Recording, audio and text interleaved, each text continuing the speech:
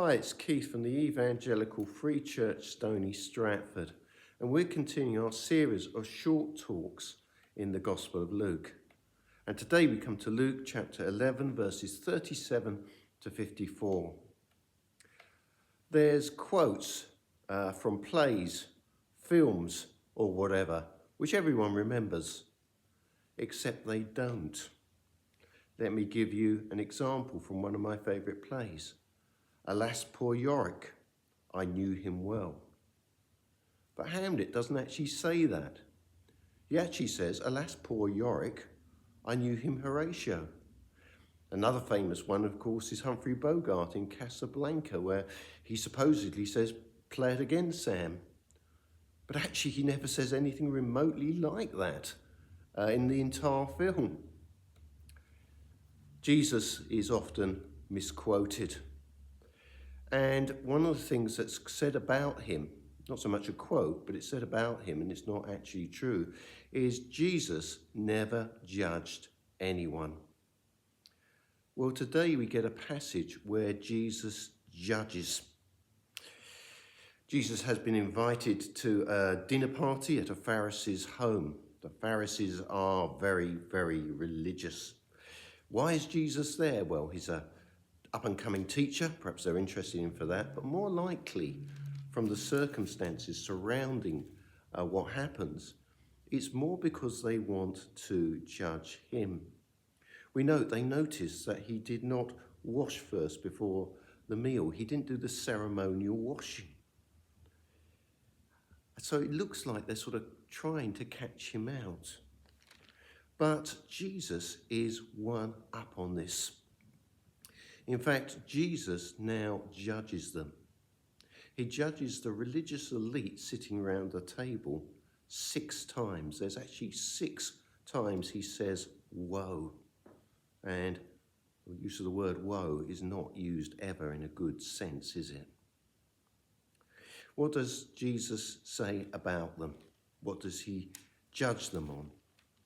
Well, he judges them on hypocrisy. Just listen to this, verse 39. The Lord said to him, now then, you Pharisees clean the outside of the cup and dish, but inside you are full of greed and wickedness, you foolish people. Did not the one who made the outside also make the inside also? But give what is inside the dish to the poor, and everything will be clean for you. Yeah, they were very big on their religion. Like I said, the ceremonial washing. But they weren't demonstrating their religion in action, just in criticism. They liked the prestige and attention. Jesus picks up on that. He notes that they love to go to banquets and the synagogue and have the most important seats there. They like to be noticed for who they are. But their actions don't match up to their words.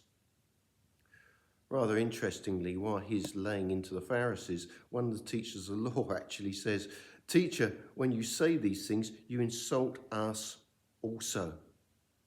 You might think that Jesus might back off a bit at this point. Not the case. Jesus almost starts to say, well, if you think the Pharisees had it bad by what I said, just listen to what I'm going to say now. Jesus attacks their teaching on one very simple thing. Verse 46, Jesus replied, you experts in the law, woe to you, because you load people down with burdens that they can hardly carry, and you yourselves do not lift one finger to help them. What's the point he's making here?